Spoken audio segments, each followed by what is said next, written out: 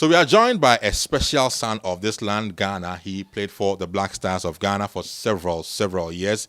He's played at the World Cup. He's played at the AFCON for Ghana. He's played in Italy. He's played in Turkey. So he's well-traveled, playing football and exciting all of us who love the game so much. Our guest today is Ghana's Emmanuel Agyemang Badu, Black Stars player, and also, like I told you, has played around the world playing for several clubs. Thank you very much, Iman, for your time with us on GH1. Thank you for having me, bro. How have you been with life back in Ghana? How have you been? Life is going on well. I cancelled my contract with Hellas Verona, and I was home in December.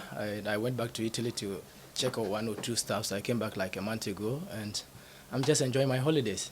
Enjoying the holidays? Yes, very. That will mean that you get back to action. Sure. Soon. By July, you will hear good news. You won't give us exclusive? You know, if something comes, you'll be the first person to know. So let's just relax and hear the good news. But generally, COVID-19 hit all of us in the world. You were based in Italy. I'm sure you guys in Italy felt it a lot more. Yeah, sure. Because I remember I was on lockdown for like 3 months. I was alone there, and it was very terrible experience I had. And thank God, gradually the world is coming back to it normal. So we keep moving. Things are getting better now, so we thank God. Let me appreciate and listeners appreciate what you felt like that 3 months of a lockdown in Italy, which was about one of the hardest hits with COVID-19. How was it like living, I'm sure, at home alone, like you said, for 3 good months in the lockdown? Unfortunately, it wasn't only Italy who was on this serious lockdown. Although the pandemic really hit Italy very hard, and we went on lockdown. I remember vividly that even when you need foodstuffs, you need to send message to our team doctor, and he will go to the supermarket and bring you the things. So you can see it was a very pathetic situation we were in. But that was the work I chose to do. And unfortunately, I wasn't living with my family, and I need to cook by myself, wash dishes and stuff like that. It was a very terrible situation at that time.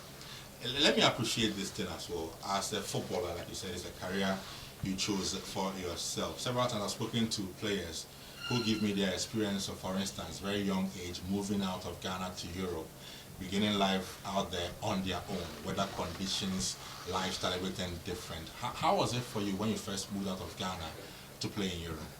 So let me give you this funny. When I arrived in the morning at Venice, so the club came and picked me after the Under-20 World Cup. I went and I met Asamoah. The first thing he said was, I had you in your fufu nisao. I said, "Bye, bro, you are here." Fortunately for me, I met him. He was my playmate at the national team, and he really helped me to settle very well. Because of the language barrier, he was the one talking to me. Whatever the coach would say at the training grounds, he would take me out for lunch, dinner. When I want to buy something, he would just help me. When I want to send something to my family at home, he will help me out. Gradually, and I learned the language, and I started feeling comfortable. So he's one of the people who have really helped me to settle well in Italy. Talking about your career, and you are one player who has played several years in the Serie A. You moved to Turkey as well to play football in Turkey. How would you describe the Italian Serie A generally? Very difficult league, very difficult, tactical. You need to have very strength, well experienced, and focus very well. I remember when I got there, always I need to give thanks to the likes of Mohamed Gago, Stephen Appiah, Sule Muntari, Asamoah Gyan, and others, because they have paved the way for especially Ghanaian footballers. I have been saying it's a blessing. Udinese is a blessing for Ghana footballers because what they have done there. Just imagine if when they went there and they couldn't do what they did, it won't pave way for anyone. Gago was the captain, Stephen Appiah was there, Asamoah Gyan did his best there, Sule Muntari. So they have this kind of respect for Ghana footballers, and it really helps us. The league is very tough, but when I was leaving, I was already playing for the Black Stars, playing for the Under-20 World Cup, and playing with the players like Sule Muntari, Mike Lesian, the Stephen Appiah, John Pencils. I think I was having the experience. So I didn't suffer a lot to gain the experience to play in the Serie A. Let's talk about the Black Stars of Ghana, the team you love so much. You have played in there at the AFCON, in qualifiers for AFCON, qualifiers for the World Cup, and also the World Cup itself. You've been there and experienced that. Now, the current Black Stars team, let's talk about that team. Now, we're preparing for the AFCON and also the World Cup qualifiers. Not so many big names. Yes, we have Andre Ayew, Thomas Partey doing very well. Kudus Mohammed also doing very well at Ajax. Now, if you look at the current Black Stars squad, is there hope Ghana can win the AFCON we've been yearning for all these years? That's a very difficult question. But I have seen this team played a couple of games. I watched the last game against Morocco, which I don't think the game wasn't that bad. We considered a goal, which is normal for goalkeepers to make an error like this. I don't want to go inside there. I think what we need now is a typical number 9 striker, an offensive midfielder. With what I have seen, with one sharp on the flanks, the team can cause havoc in 2022. I prefer Jordan playing behind the striker because he loves to move a lot. He's a good passer of the ball. He can shoot from the box. We have Kudus, who's one of the finest footballers I have seen this current Blasters. Andre is there, and when we have like a potent striker who will be proper number 9 like Asamoah Gyan, with one offensive midfielder like how we used to play, or Mike Lesian used to, always in the box, one winger who is very sharp, 1v1, he can take player on. I think you will cause havoc. Well, what you said, would I be wrong to say that the Black Stars currently is missing a sharp striker like Asamoah Gyan, like you said? Everybody knows, and this is not anything we can hide from ourselves. We are missing him a lot in the team. So, as CK Akono, the coach, if he looks around, does he have an option to fall on currently? He will struggle. You may get somebody who have a potential like his type, but Asamoah Gyan will be very difficult for us to substitute. But it doesn't mean we can't win the cup. We can win it, but a proper number 9 like Asamoah Gyan, at this current situation we are in this world, Ghana, we don't have one. We don't have one. No. Assistance now. Yeah, that is the gospel truth. Now, let's take a look at the World Cup qualifiers. The last World Cup, unfortunately, in Russia, Ghana missed out. We could not qualify, and that was a surprise because Ghana had done so from 2010 yourselves. You were there in South Africa. In Brazil as well, you were there as well. And then in Russia, Ghana missed out for the first time. Do you envisage Ghana having the quality to qualify for Qatar next year? For me, I would prefer winning the AFCON even more than qualifying to the World Cup. That is my opinion. I have gone to 5 AFCONs. I won the Under-20 World Cup. I know what I have gained when I won it. So just imagine after 40 years, if this my brothers there can win the AFCON, it will be a huge impact on their career and for the nation. So I would prefer that. But looking at the group we are in now, I think South Africa will be very dangerous for us. Beating him in the AFCON will and especially the coach they have gone for. He's a very well-experienced coach. He knows the terrain in Africa very well, and he's trying to build their team now. So we can qualify, but we have a long way to go. We need to be committed, work very hard to qualify. But with the quality we have, if we add a bit of commitment, I think we can qualify. Let's still stay a bit with the Black Stars and talk about the coach for the Black Stars, Charles Coblan Akono, and a former captain himself of the team, who is now leading the lines as a coach for the Black Stars. What do you make of CK Akono as a Black Stars coach? I think he's doing well. He's doing his best. He's been very committed to the work. The only thing I think left is from tomorrow's game going, we need to know at least 15 solid players that he can count on at any given time for him to prepare for the qualifiers of the World Cup and the AFCON. He's been there at least for 1 year now. At least he have tried a lot of players, and he knows the kind of players he needs in the team right now. So from tomorrow's game going, I know he will have an idea of like at least like 18 players, because you have like 5 months to a tournament, which you don't even know what will happen. Most of the players can get injury, players form can go down, and you need substitutes. So after trying a lot of players now, I think he have an idea of the team he wants. And from tomorrow going, I'm hoping to see his first 11 and the team he will count on when we start the qualifiers of the World Cup and the AFCON.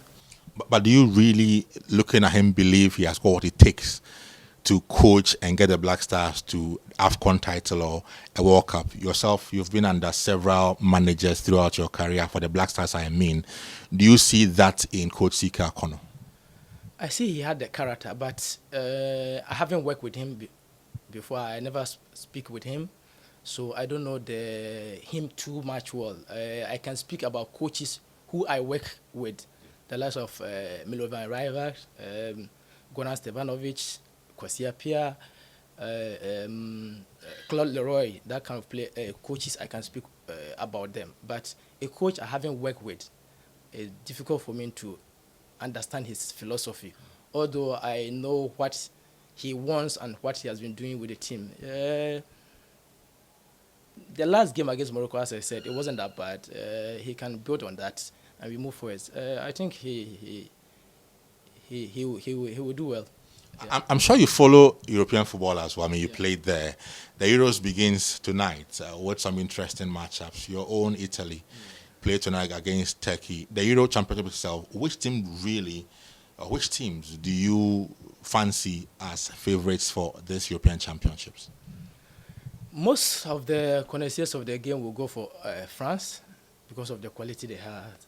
But you see, Italy have really reformed their team very well. When the coach came back, the team was a bit messy, but he have really got the kind of players he wants. The players understand him. There's commitment in the team. There's cohesion when they are playing, because I have watched almost all their games. And since he took over, he have never lost a game. Through the qualifiers, the friendly games, when you see the players in camp, the way they were, they react to each other, you could see he have built the team like a family, and they look very dangerous in this tournament. So I will go for France and Italy. Italy. What do you make of the English squad? I mean, England, as always, are seen as one of the perennial favorites, but they've almost always failed. But if you look at the English squad as well, I think they've got some quality players in there, not forgetting about the Belgium team as well. What do you make of those two? Belgium is always one of the countries like I support them, especially Belgium and Croatia.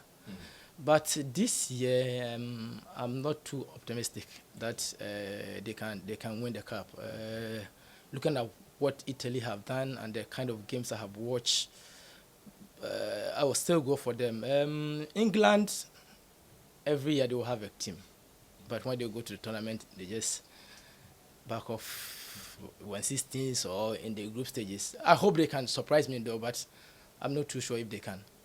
Let's talk about the league we all cherish and love so much, the Ghana Premier League. And I know you're a Kotoko fan.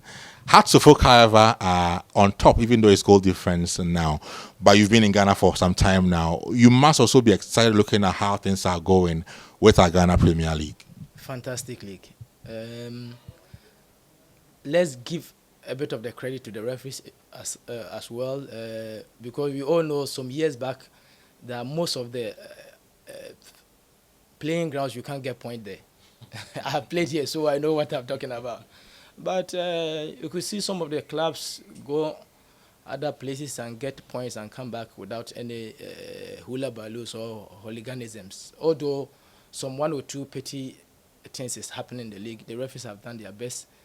The game has been very fantastic, and Olympics have made the league very exciting.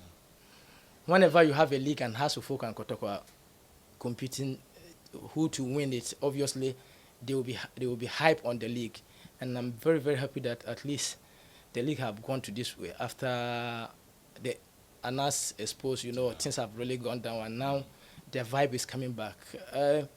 I'm hoping for my team for us to win Your team Kotoko to win the league. But you see, 3 years ago, I was talking to a friend. He's a media guy, and I was talking to him about this House of Folk coach. He's a fantastic coach, very intelligent. He knows what he wants, and he's a manager, not a coach. You see, football is not what you teach the boys on the pitch, but how to relate with them. It's very important in football. And I have seen the coach have been doing that when he was at Mediama, because obviously I know Kwasi Dunsu, who is my boy, so he has been talking very good about the coach. So when he moved to Asante Kotoko, I call one House of Folk, I call one of my guys. I say, Yewu. And he's very difficult to beat. And that is what is happening at House of Folk now. If they win the league, I won't be surprised. But I'm still praying for my Red Devils. Yes. To win it. Let's still talk a bit about the Ghana Premier League. I recall when you left the shores of Ghana to go play in Italy, you once said that you would love to one day return to play for your club, Kotoko. Is that dream or that thought still something you still want to see through? I said I have unfinished business with Kotoko. It could be I can be the ball boy. The ball boy, the coach, the CEO, the PRO, whatever. But today, as we are doing this interview, I don't have anything in mind that I will play in the Ghana League. I don't know for tomorrow. I'm saying I'm to go to Europe, and gradually things are paving way. So you live to see what will happen in future. But right now I'm talking to you. I'm not ready to return to the Ghana Premier League. Talking about the Black Stars as well, have you retired from international football, I mean? Yes. I brought a statement out that I have done my best. 78 games, 11 goals, 5 AFCONs, World Cup. I have tried my best to win the AFCON for the country, because the country have done a lot for me. I couldn't. I think it's a time for me to pave a way for my brothers to come and try if they also can win something for the nation. I don't have any regrets. I have done my part, and I just want to go out in good faith and concentrate on club football. And that's our very good friend and brother, Emmanuel Agyemang Badu, who has had to share some time with us today on the show. Grateful for your time, and we wish you the very best of luck in your career. Thank you, my brother.